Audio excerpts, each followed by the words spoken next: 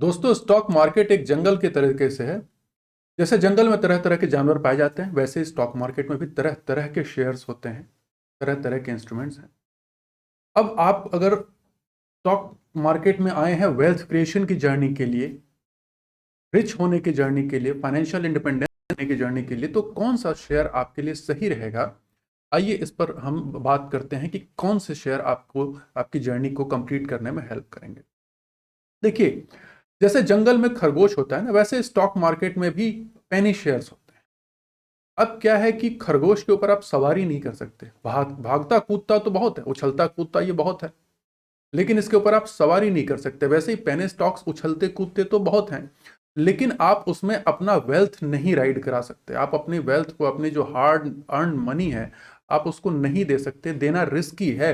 अगर आप penny stock के ऊपर में या जैसे खरगोश के ऊपर में सवारी करने की कोशिश करेंगे, तो उसमें आपका और खरगोश का दोनों का नुकसान होने की संभावना ज़्यादा है। तो वैसे ही पेनी स्टॉक है, अगर आप इसमें वेल्थ क्रिएट करने की सोचेंगे, अपना कैपिटल इसमें लगाएंगे, तो हो सकता है कि ये खुद भी नीचे डूब जाए और आपके वेल्थ को भी लेके नीचे डूब जाए। तो इससे बचना है। दूसरे हैं लो फ्लोट स्टॉक्स।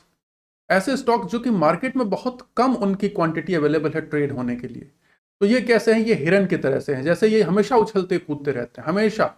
तो वैसे वो स्टॉक होंगे, आप देखेंगे मार्केट में बहुत से स्टॉक मिलेंगे जो सर्किट में ही ऊपर जाते हैं, सर्किट में ही नीचे आते हैं। कोई प्राइस एक्शन का मतलब ही नहीं है। जब वो अप मूव करेंगे तो circuit circuit circuit circuit, down move होगा तो सर्किट सर्किट सर्किट सर्किट नीचे। अगर आपने टॉप में कहीं निकलने की आपने कोशिश कर ली, निकल गए भाग्यवश तो निकल गए, अदरवाइज एक बार सर्किट लग गया तो वो काफी नीचे आकर के सर्किट लगता है। तो जनरली लो फ्लोट स्टॉक्स जो होते हैं, इस तरीके के स्टॉक्स, वो बहुत ही ज्यादा मैनिपुलेशन इसमें होता है, और इसलिए ये किसी भी तरीके से आपकी वेल्थ क्रिएशन की जर्नी के लिए सुटेबल नहीं रहते हैं।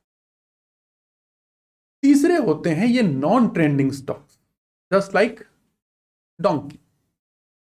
ये एक कदम आगे, एक कदम पीछे, अमीन सियानी की आवाज में ऊपर चढ़ें या नीचे उतरें। तो इनको खुद का पता नहीं रहता है कि ये आगे बढ़ें कि पीछे जाएं। तो आप देखोगे 3-4 सालों से या 4-5 सालों से आप देखेंगे अगर इनके चार्ट को, तो वो कभी ऊपर कभी नीचे, कभी ऊपर कभी नीचे, कहीं कोई ट्रेंड नहीं है इनके अंदर। तो इनसे भी बचना है। इसमें आपको, ये आपके वजन को संभाल तो लेंगे, लेकिन कहीं जाएंगे नहीं, आगे पीछे आपको घुमाते रहेंगे। हाँ, अलबत्ता दुलत्ती लगने के चांसेस जरूर हैं।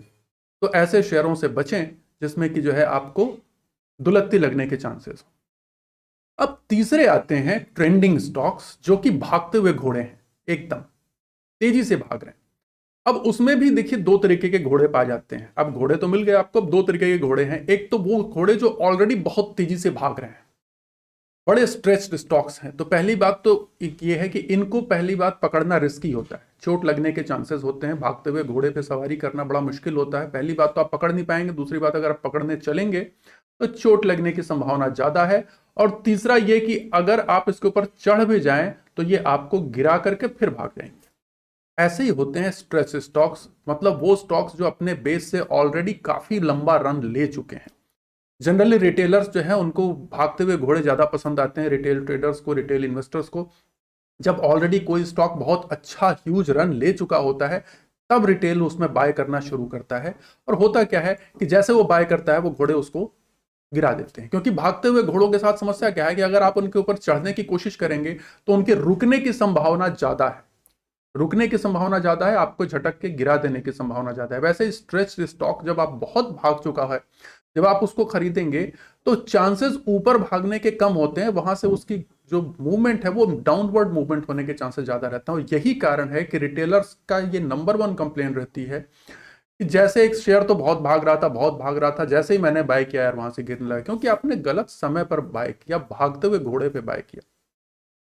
तो अब हमें चाहिए क्या? हमें चाहिए ये स्टॉक्स, चरते हुए घोड़े, घास खाते हुए घोड़े। क्राइटेरिया ये है कि नंबर 1 कि घोड़ा होना चाहिए, गधा ना हो, खरगोश ना हो। तो ये कैसे पता करेंगे आप? ये पता करेंगे उसकी फंडामेंटल स्ट्रेंथ से, कि भाई घोड़ा है कि गधा है, खरगोश है कि हिरन है।